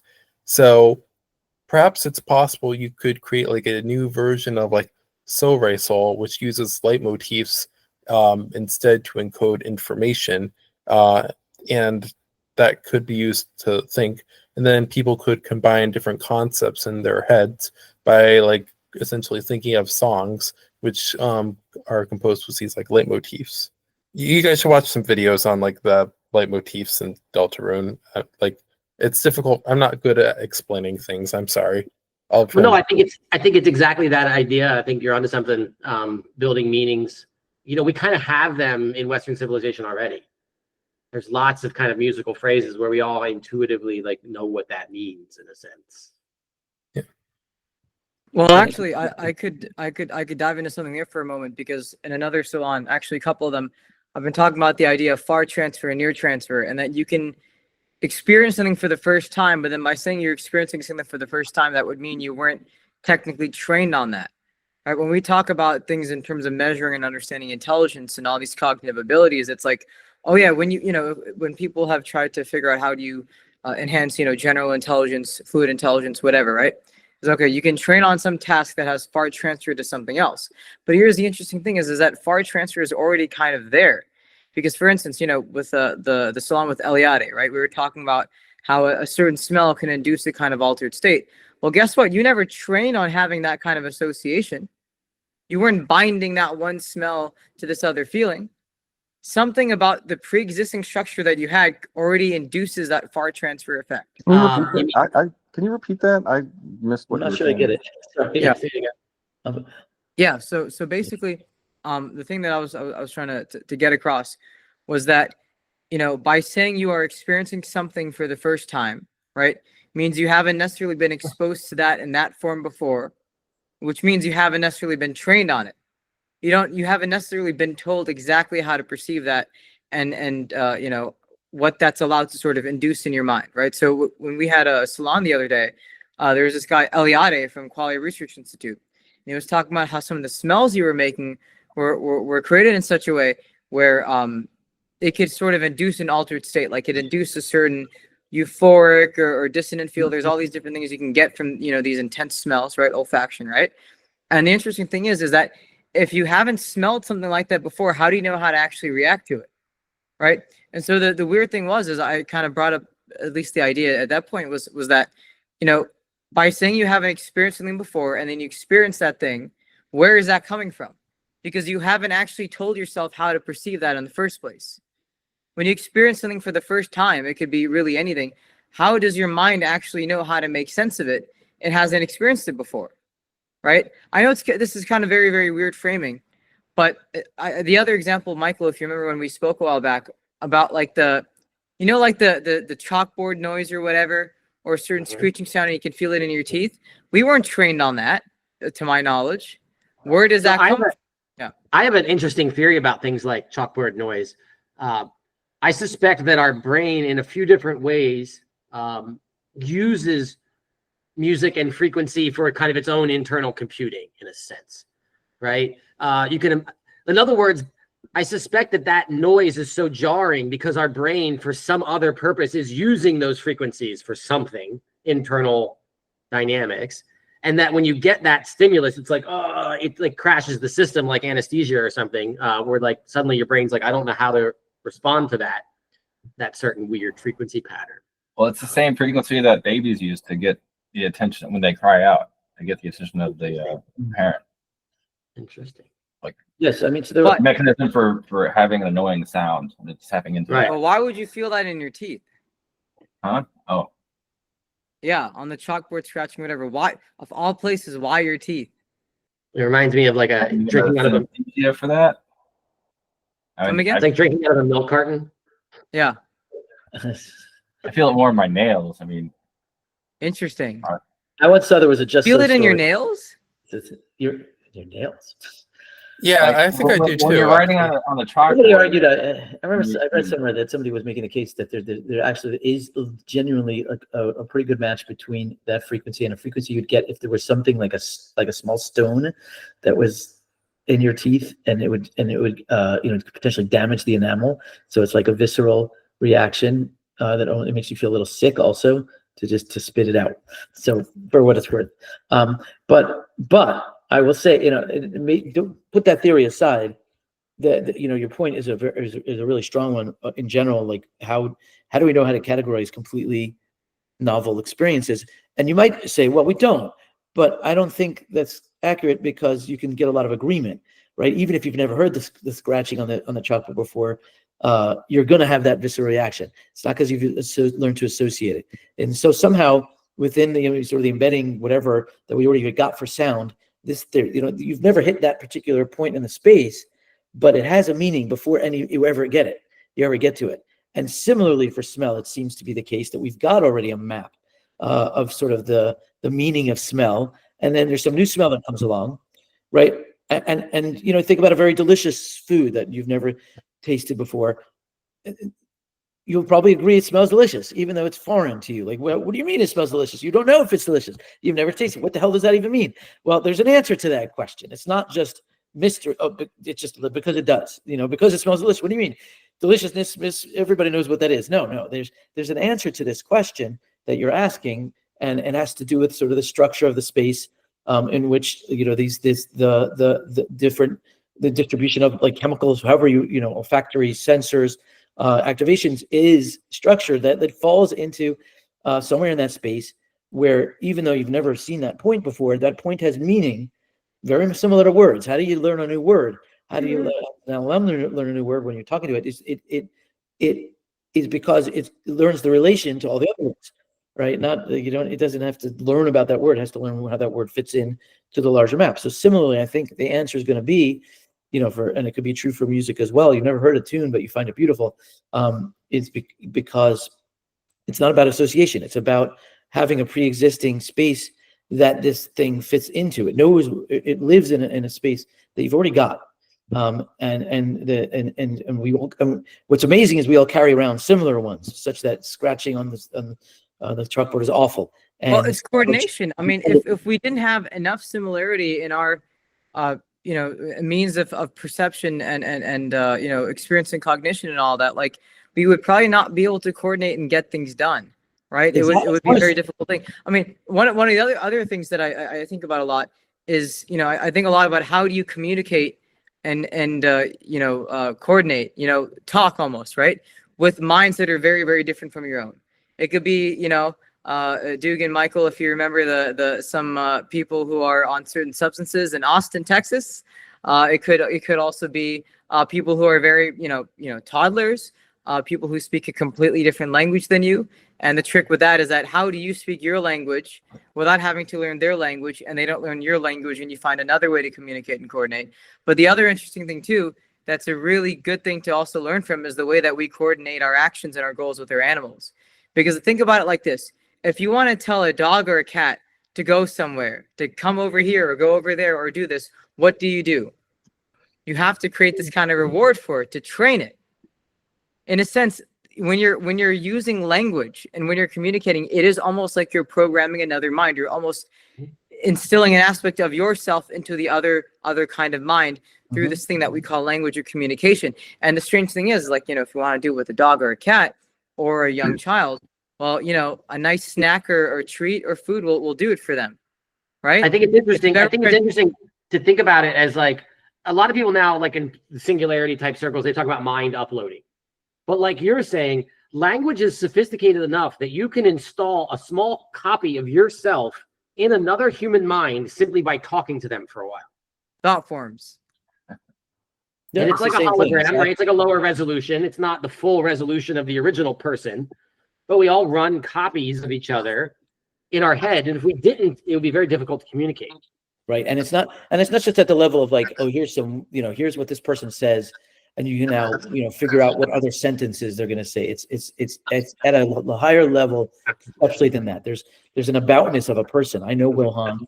I know I can tell you facts about him. I can probably finish a lot of his sentences and sort of say what he would say, but that's not it, right? There's an aboutness. So that's intangible, very hard to capture, but exactly what you're talking about. And that's what you download. When you download, talking to somebody, it's also your gesture, the way you talk. What you care about, your affect, all of this stuff is sort of the whole of the person. And it's something you can download into somebody else. There's no other way to put it. And then guess what? When you do that, you live you. The more that, not your physical you, obviously, not your body, but in some ways, literally, like the mind that lives in your brain is now walking around in somebody else's brain. So we already do mind uploading, and right, we kind of already do this. It's not a dream. It's not a techno dream. We do it all the time. We do it when we raise our kids, for sure. We do it when we have good friends, and even when you just meet somebody in line for a little while. There's a certain part of you that then jumps out of your mind into theirs, and for all you know, lives there for the next 25 years. I mean, the crazy one I think about that I think about a lot is actors and simulations and plays and films, right? I mean, they are a character in a greater sort of orchestrated, simulated environment. Yeah. And a lot of actors, like, okay, it's one thing if you're mimicking a person who's lived there physically, is either alive or was alive in the past, and you have resources and historical information to go off of, right? Videos are definitely better. But the crazier one is that you can induce a whole new character and mode of thinking and memories just by reading a script, right? Just through a conversation. The thing that I think it was Austin with the one yesterday we were talking about, if for instance someone is trying to get into character of a certain kind of person, right? Is there a transfer from their negative effects to their positive effects? If it's this close space, by focusing on its negation, its negative points, could you also end up getting a transfer effect where you induce the so-called positive? So the joke about that one yesterday was, if you get in the character of the stereotypical person on the spectrum with their social tendencies, do you also, by doing that, have some transfer that leads to the mathematical mode of thinking, right? I don't know if you were there for that one yesterday, but that one was also very interesting. And, one of the things I do a lot of the time, and I just like to say what I do, not just for anecdote, but also just because it maybe it's a little more grounded and practical, but I will just watch videos of people I completely disagree with and just get myself to believe them. Like I shut off who I am and I get into their shoes. Like I feel it. And there's some really crazy ones you can watch, which maybe take a couple things too far. Yep. But I watch it just as a mental exercise to see how do you truly convey, how do you truly kind of share thought forms, right? Because, if you're interacting in the world, a lot of it is how do you, to understand the other person, you sort of have to get into their shoes at least a little bit, right? And, for any of you who are interested in sort of trying this type of stuff, just find whether it's something in science or business or politics or culture or history or even just people, or even just like sports stuff, because I know sports teams can get a little aggressive sometimes. Just like watch the opposing view and don't just listen to it or try to argue. Believe them. Like, tell yourself that they're correct. Just buy into it and just see what that kind of feels like, because what you're trying to do is you're controlling your own brainwashing, but you're aware of the fact that it's happening. So you can almost have this kind of meta awareness about what's happening. This is also very much an info hazard, Dr. Hahn. This is also, right? That's also 100% just chaos magic. Yeah. Yeah. Sorry, Yes, it's chaos what? Chaos magic. Chaos magic is this belief that if you in the more woo-woo version of esoteric occultism that's popularized, you get the idea of like, I can project my willpower out into the world and actually change the physical world. And chaos magic isn't that. Chaos magic is that if you form a set of beliefs, you can trick your own mind into behaving differently and thus have different outcomes for yourself. And you can trick yourself in a way by accepting beliefs that you know aren't real into new behaviors which are more optimal for you as a person. But this is just prompt engineering, right? I think all of this stuff got pushed. I like call it the stage of science, and everything from the thought forms and the theosophical and all this esoteric stuff, it got pushed off the stage. And science 150 years ago was like that. Those characters aren't welcome in the play anymore, because we didn't know how to fit it into kind of a Newtonian Einstein framework. None of that made any sense. But now that we know that we are all walking language models and we're sending out information streams, and that's going to modify the whole dynamic, like it works. There's a famous book Elan and I like. It's called "It Works," and it's exactly this idea that you're talking about, and that if you change, you can prompt yourself, and by changing how you talk to yourself, you're going to change your behaviors, which is going to lead to dramatically different outcomes. Yeah, I mean so the calendar version of the magic of positive thinking. It's like actually works. And there's some actual science. The law of attraction and manifestation. Yeah, there's also some science to, like, what if you have ADD, what are things you can self-talk yourself into changing your behavior? And they've done studies on that, for instance.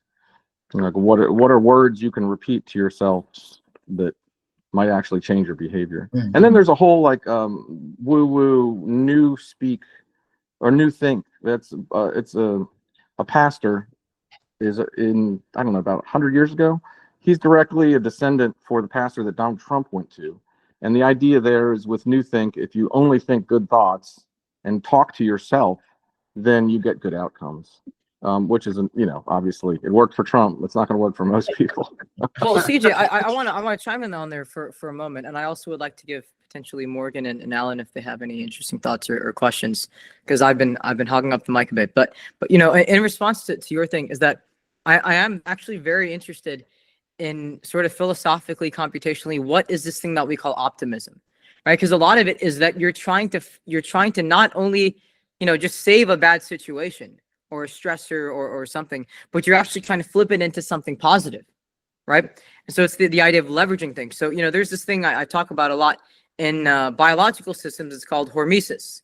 Now, hormesis is basically this idea that, what doesn't kill you makes you stronger. If you induce a little bit of stress into the body, when you load weight onto your bones and then you create tiny microfractures, or you lift weights and you create little tears in your muscles, is that stress is actually a signal to get your body to do something. It's almost like this deeper kind of biological language that tells it to do something. It's like a stimulus, right? And what happens is, okay, wow, like, wait, why would you have tiny cracks on your bones or tiny tears in your muscles? Why would you ever want that? Well, the interesting thing is, what does biology do, right? Biology doesn't just, ideally when you're training, it doesn't just go back to baseline. It actually makes more of the situation. That's how you get muscle mass and bone density, and how you change your brain when you learn things or do whatever. And I also think about, when I've been in very tight, high stress situations where I sort of have to improvise and think on the spot, is that if you think like a pessimist, you're probably going to get screwed. You have to think like an opportunist. You have to think like like extremely optimistically. Dr. Hahn also likes to talk about this stuff a lot as well. And it's true, because it is sort of the language and the lens that you're using to experience the world around you, right? When I see a bad situation happening or a situation that's not ideal, I'm like, okay, instead of thinking, oh, this is how it is, I'd rather sort of think more creatively and be like, well, there are things that I consider to be constraints, but are they truly the constraints and limitations that I think they are, or could they instead be something else, right? And so there is something very interesting about how biological systems in the organs in the brain, artificial intelligence systems, cultures, languages, economies, whatever, how they react to these stress stimuli, right? And they don't actually become weaker from it; they can become stronger from it, right? So that's just sort of this deeper idea I'm getting at about what fundamentally leveraging being opportunistic, being optimistic is. End of rant. Michael has something to say, actually. Yes. So it's very much inspired by things that you've like talked to me about. And the idea is this, like, if you perfectly understood how the brain like actually like learned how like connections grew between like different neurons, could you create like some sort of like set of stimuli, visual, auditory, or whatnot, where you're able to create more connections between the conscious mind and the unconscious mind, which I think is also conscious but in a different way, such that you could allow like this like person who's receiving these stimuli to think in a different way or potentially experience synesthesia. Because I think that this like regarding the hormesis stuff, I think it does happen in people with acquired Savant syndrome who undergo some like traumatic brain injury. And I think that causes some like hormetic like stress, which causes like the brain to heal in an like improper way where connections are like created between the conscious mind and the unconscious mind, and that can cause Savant syndrome and stuff like that. If you could do that without the traumatic brain injury by like creating like a series of like weird memes essentially, or some kind of weird language, that would be like that could have some interesting effects. I am extremely thrilled that you brought this up, because acquired Savant syndrome is one of the wildest things I've ever heard of in my entire life. And I've heard of a lot of wild things, right? So what if I told you right now, all right, Michael Ostroff or Dugan or Elan, okay, Elan, you're walking down the street, whatever, thinking about language and whatever, and some astro robot dog trips you and you fall and you hit your head or something, okay? Or maybe you're in the lab and the dog goes after you, the robot dog goes after you, whatever, you trip and you fall, you hit your head. You're like, oh no, I'm screwed, my head is injured, I got some small concussion, whatever. But then what if I told you that in some cases you can wake up a little bit later and all of a sudden now you have this insane mathematical calculation ability, calendar calculating capability, visualization capability, these prodigious memory capabilities. What if I told you just by getting knocked on the head and falling on the ground, you can go ahead and be flown in a helicopter in New York or London or wherever, and just by looking at it you could draw all of it from scratch in one go, and it's all there. How insane is it that it seems like human brains are able to do this at various stages across life from different backgrounds, whatever, right? Savant syndrome in people who are usually born on the spectrum is already fascinating that this stuff is possible.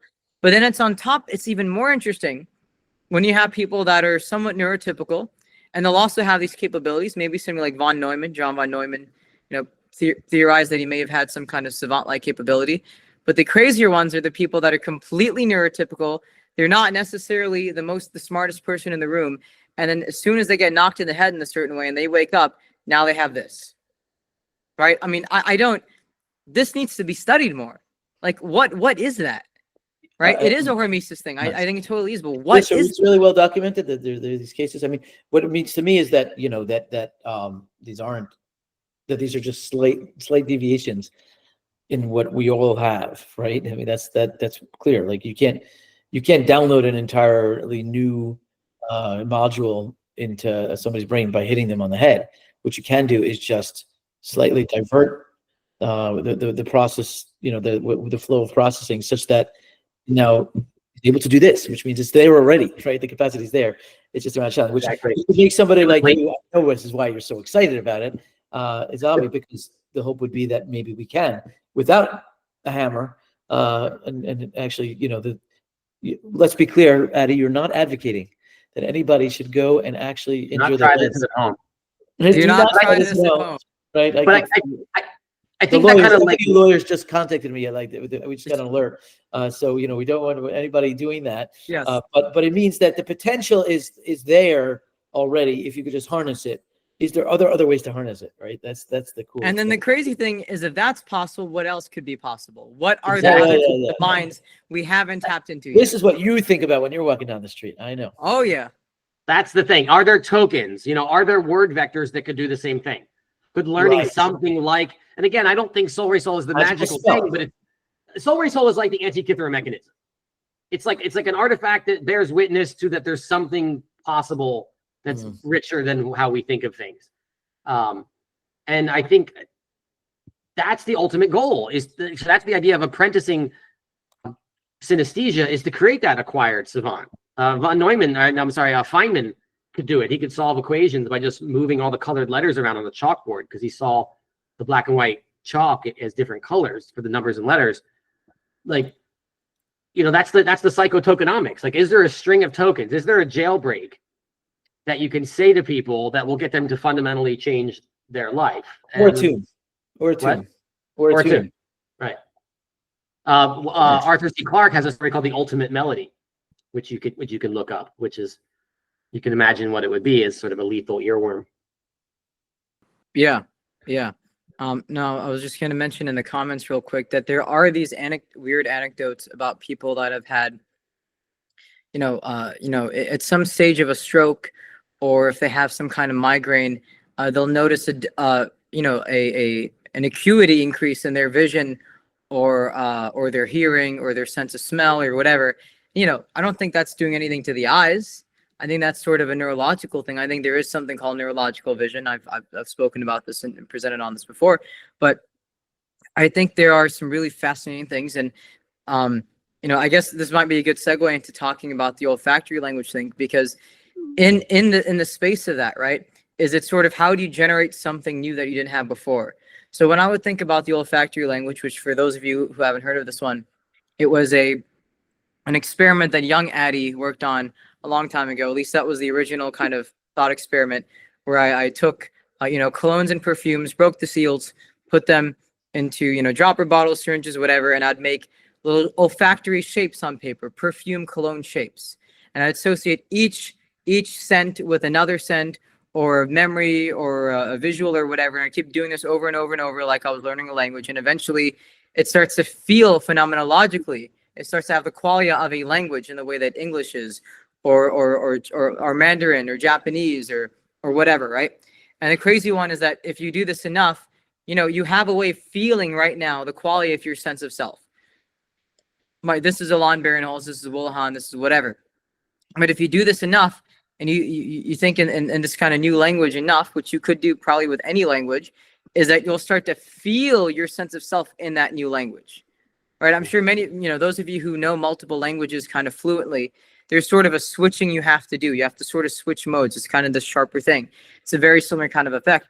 But then one of the other things I tried is I was like, okay, let's just say I have this base model of smells in my mind now, right? What other smells can I create from the existing ones that I have, right? So it's enough to, it's not enough to say, okay, I can give you all the information in front of you, and then now you go and you learn and you memorize it. No, how do you actually generate something? So I would think about, how do you combine two smells together to get a new kind of smell? This goes back again to, how do you bind things together? How do minds, sync up and combine and attach to each other, connect to each other, whatever, right? How do you create associations in language, right? What is it when you're saying this visual is this meaning? What is the act of associating and connecting those things? What is that? Elan maybe has something to say about that later, right? What actually is that? But the stranger thing, taking language and tokenizing it and rendering those tokens as sense, is that the ballpark? Just like you're compiling language in this substrate. Right. But what I'm saying is, and were you able to? Did you have inner monologue along those lines? Right. Yeah. So when you do this, the inner, I guess we'd want to know more about people who don't have an inner monologue, but I have an inner monologue, and I definitely noticed, like, I have an olfactory inner monologue. Like, at first it wasn't too strong, and then it definitely got stronger. But it's like it's an inner monologue in the same way that I will have an inner monologue of visuals as well, which is equally usable and vivid as my inner monologue of my voice or whatever, right? And and many times my inner monologues are sometimes not even me. there's sort of something else, right? There's sort of abstracted visuals or sounds or whatever, almost like music. Maybe there's some relation to Solresol there, but I would definitely say I might be sort of in the oddity of that kind of stuff. But the interesting thing is with the olfactory language thing is that you could, for instance, you could take let's try, you're trying to do math and smells, right? Olfactory mathematics. Okay. Sure. You can associate some smells with numbers, right? And then you can calculate the end result by only interfacing with the smell. That's the crazy thing. Potentially Feynman was doing that, but I'm also quite sure this is what this guy Daniel Tammet was doing, who is also a person with Savant syndrome. And I believe what had happened is because he didn't learn, normal natural language early on, is in order to make sense of the world and coordinate with the objects and things around him and to keep track of things, he had to induce and generate his own kind of internal linguistic system. Sort of like if you deprive people of language early enough in their life, they're going to form something like language, even if it's not English or whatever. In order to communicate, given our biological substrate and our constraints, you're going to have something that we would call kind of a language to do something, usually, at least as far as I can tell, right? And the strange one is from what I recall, is that he would associate numbers with things around him. So this color was a number. This chair was a number. This table was a number. This cloud was a number. This person was a number. And then when he was calculating things, he wasn't necessarily calculating it as we'd visualize adding these numbers in our head or whatever. He was sort of feeling this as if he was just combining different ideas together or combining different words together, right? A couch plus a bottle of water equals 35, right? But now you also have to think though about, and from one perspective, that sounds absolutely bonkers. Like, what the heck is that? That seems nonsensical. But, something I like to go back to, which I know Dr. Hahn and Elan have spoken about before. I think you said this on the Kurt podcast, but it was logic isn't real because babies and drunks don't use it or something like that, right? Exactly.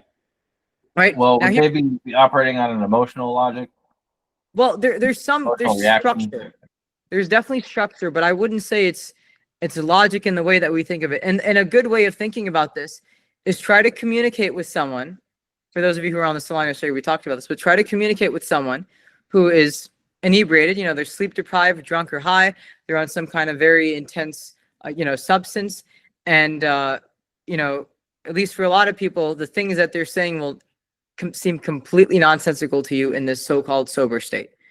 Doesn't mean that there's not some kind of structure or coherence to what you're saying. You're just not able to relate to that, right? And so the key then, that would be a very interesting experiment, is how do you communicate with people when, let's say they are extremely sleep deprived. They're not normally, attaching things with the same logic that you and I normally would when we're awake and alert. They're sleep deprived, they're high, they're drunk, they're whatever, right? Is in what way now can you construct a kind of language or coordination system that lets you communicate with that? Now, this is not saying that you have to go and, go be drunk and high and sleep deprived to talk to them. I'm saying I think that might actually be in some ways easier in some cases. The crazier one is how can you do it without changing how you currently are? Without getting yourself to look like them, right? They're one perspective and lens, you're another perspective and lens, right? Sort of like blind men and the elephant. It's not that you want to shift over to their perspective, but you want to maintain their perspective while you're in your perspective for a bigger picture. You have to get some common ground and expand on that. Right. And this again goes back into the thing about looking at, so-called less intelligent or agential systems like very young children, although the intelligence thing is kind of debatable. But let's just say, different kinds of minds, toddlers, young children, animals, is how do you actually get them to do something? Well, you have to, when you're communicating with them, you're training them, you are programming them, you're giving them a reward, a stimulus and a reward.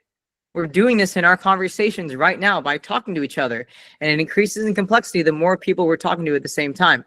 Psychedelic cryptography, that's Qualia Research Institute's work. They were just on the other day. I think that podcast should be up soon, but I think it's extremely interesting that to kind of generalize what you're saying, I think it's fascinating what they're doing with that. But maybe that's true in general. Maybe that's just kind of an extreme case of a scenario where we don't really know what we're saying to each other because we're in such different mental states. Elan might have some comments on this one. Some nice And juicy that, comments. and a lot of our messages is sort of this cryptographic format. Because if you're not in that, like with this video, if you're not in that right frame of mind, you don't get the message at all. Well, interesting you bring that up, because I in the QRI Salon, I also brought up the idea of perceptual cryptography in general, right? And it's that, I want to send a message to people, right? There are certain people, when I send a signal or a message, okay, I'll put it to you this way. When animals leave certain pheromones or scents, both, the opposition animal and the team animal are experiencing this, are getting the same physical scent or pheromone sent to them. But one agent is going to read it as one thing, and the other one is going to read it as another thing. Now think about also from a biological and systems perspective, when a stimulus is sent to your body, well, you don't want the exact same, you don't want let's say you're taking in some kind of nutrients, right? It's not supposed to mean the same thing to your brain that it does to your lungs or your kidney. You actually don't want that. You want a little bit of that differentiation in there, because they're two different systems, right? You don't want your lung to interpret the signal as if it was a brain, or vice versa, right? And then I'll think, maybe another better example is, whether it's you're in some conflict or whatever, right? Dr. Hahn, is, I'm sending a message out wherever. I want my team member to have the context and information to know this is a signal, right? I'm putting it right out into the open. The best way to hide things, whatever, put it out in the open, right? Is that I'll put it out in the open. The right person is going to know exactly what it means. They're going to have that inside joke. They're going to catch on to it. They're picking up the breadcrumbs. And the other person is going to be oblivious to it. It's an unknown to them, right? That's the very interesting thing about this bigger philosophical idea about cryptography, hidden information, and the process of turning something hidden to more publicly available in a certain kind of setting. If you didn't have this kind of systems cryptography kind of systems cryptography kind of framework inside of a biological system or artificial intelligence system or whatever, you wouldn't be able to do anything. The point is that different agents, different parts of the system are using the same stimulus for different means. Right now, a really good example of this as well is what I would call cognitive paradoxes, perceptual paradoxes.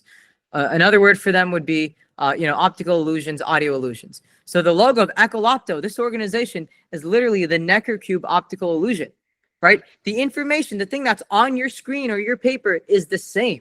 That's not changed, but the way you as a mind are perceiving that.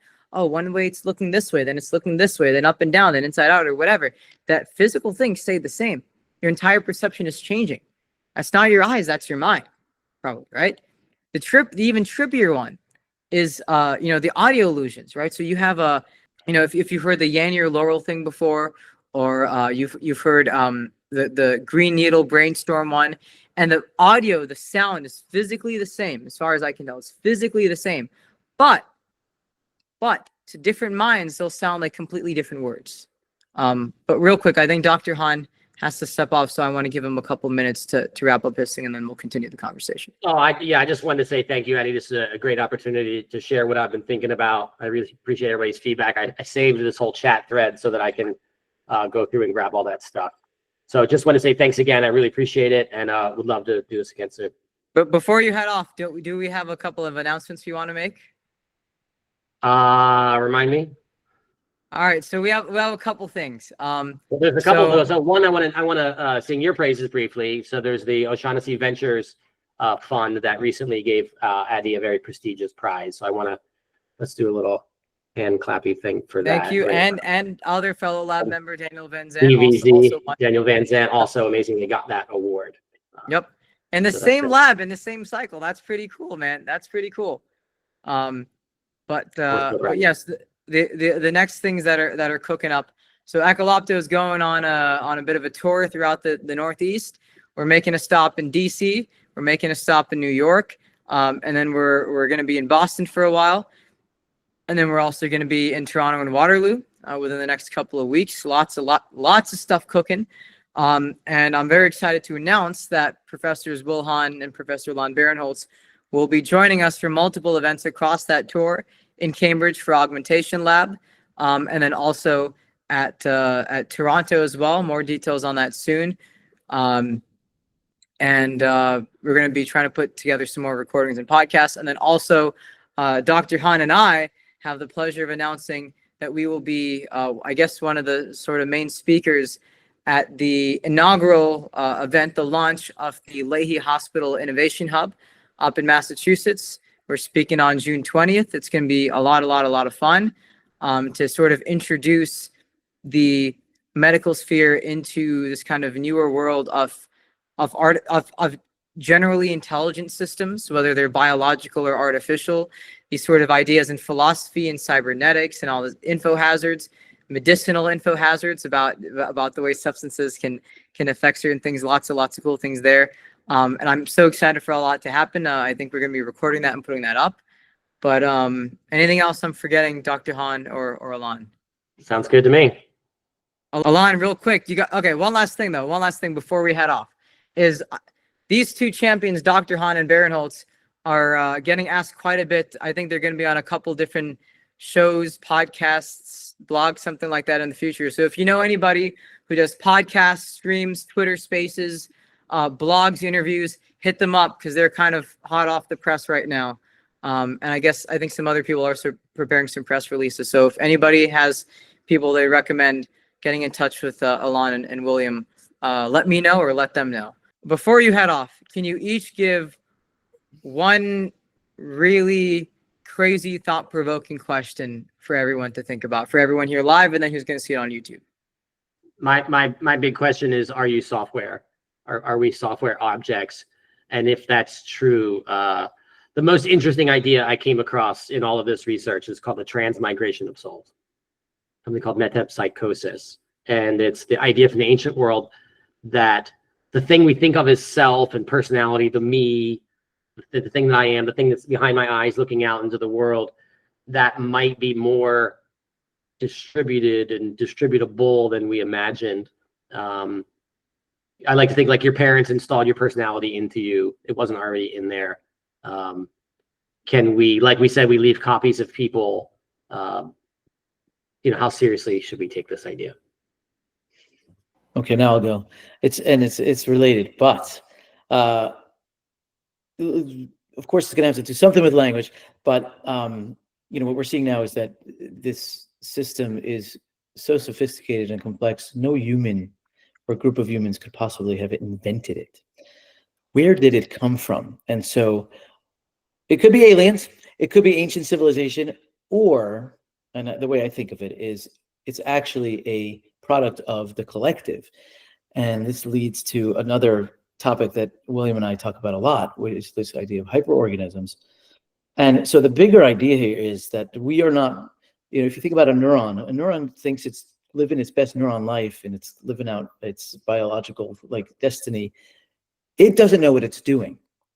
It's part of a brain, and it's all of its functions. It has a very rich life of its own, of nutrient. It has to stay alive. It has to communicate with its pals, whatever it is that neurons do on a daily basis. But it's really doing something else. We can see that macroscopically.